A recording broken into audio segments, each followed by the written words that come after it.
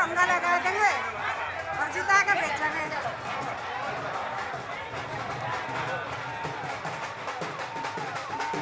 इकरा जी, आप कैंपेन में हैं, कितना मुश्किल है आपके लिए कैंपेन? मुश्किल नहीं है, बहुत अच्छा लग रहा है सबके बीच में जाके और अच्छा रिस्पांस हमें मिल रहा है, तो कुछ मुश्किल नहीं लग रहा है। बहुत अच्छा सपोर्ट है, रिस्पांस है, इट्स मुश्किल नहीं है।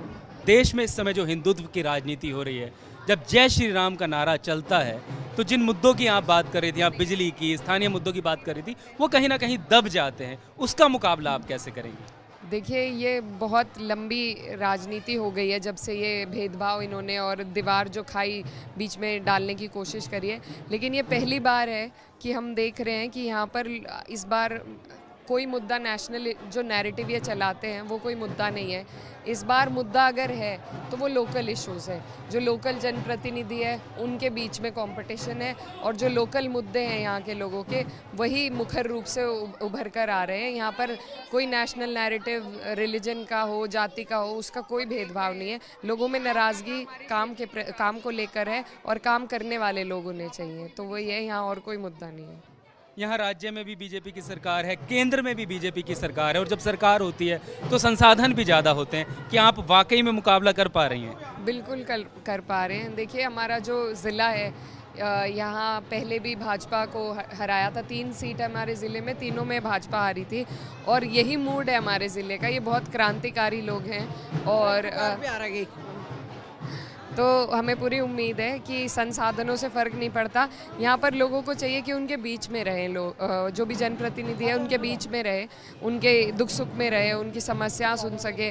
आप अपने पिताजी का नाम ले रही थी और यहाँ लोग भी उनकी बात कर रहे हैं, उनकी विरासत को आप कैसे आगे बढ़ाएंगी? देखिए, मेरे पिताजी किसी भी जाति या मज़हब से ऊपर उठकर उन्होंने इस क्षेत्र में राजनीति करी थी और जैसा आप सबको यहाँ सब लोग कह भी रहे थे कि उन्होंने जनवाया था कि एक जनप्रतिनिधि क्या होता है। उस टाइम पर जो सांसद होते थे वो नहीं इतना मिलते थे, लेकिन मेरे पिताजी उस टाइम पर वो सबके बीच में रहकर सबका व्यक्तिगत उन्होंने कई लोगों के हज़ारों की तादाद में यहाँ पर काम कराए हैं, तो उसी का प्रभाव है। आज मैं जो भी कुछ हूँ ये उनकी मेहनत का नतीजा है और उन्हीं के विचारों को मैं आगे ले जाना चाहती हूँ। कि यहाँ बहुत यंग हैं, फीमेल हैं। भारत में महिलाओं के लिए संसद में प्रतिनिधित्व कितना मुश्किल है?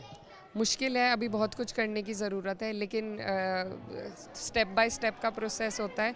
तो जितनी भी हमारी, मैं यही कहना चाहती हूँ कि जितने भी हमारी महिला कैंडिडेट्स हैं और आज हम महिलाओं के बीच में हैं, तो हम अगर अपनी आवाज़ को खुद उठा पाएँ, ये मौका अगर हमारी कुछ बहनों को मिल रहा है, तो मेरी सारी आधी आबादी से ये अपील है कि उनका साथ दें, क्योंकि जितना भी हम जितनी सीटें जीतेंगे उतना ही हमें ज़्यादा आगे हिस्सेदारी मिलेगी। तो ये कोशिश है, अभी बहुत कुछ करने की ज़रूरत है। जनप्रतिनिधि जब लोगों के बीच में जाता है तो उससे प्यार भी मिलता है और कई बार गुस्सा भी लोगों का झेलना पड़ता है। कोई भावनात्मक पल इस चुनावी यात्रा में अभी तक आपके साथ आया है जो आपके जहन में बस गया?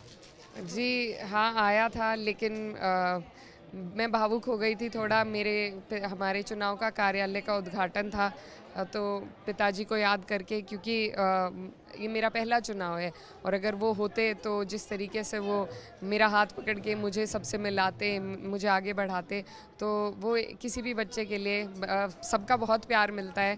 मैं बहुत आई एम वेरी फॉर्चुनेट, लेकिन एक बाप की कमी को कोई पूरा नहीं कर सकता, तो वो कभी कभी महसूस होता है। लेकिन मुझे बहुत अच्छा लगता है, क्योंकि जितना मैंने उनके साथ रहकर नहीं सीखा, उतना मैं उनसे ज़्यादा उनके किस्से सुनकर लोगों के बीच में जाकर मुझे सीखने को मिलते हैं उन्हीं के कार्यशैली के बारे में।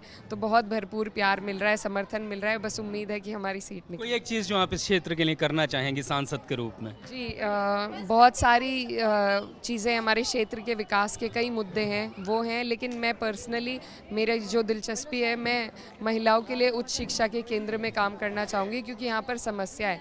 जैसा मैं अपने भाषण में भी कह रही थी, हमारा ज़िला नया है, यहाँ मुजफ्फरनगर से टूटकर ये नया ज़िला बना है, तो सारी जो संस्थाएं थी सरकारी वो मुजफ्फरनगर में रह गई थी।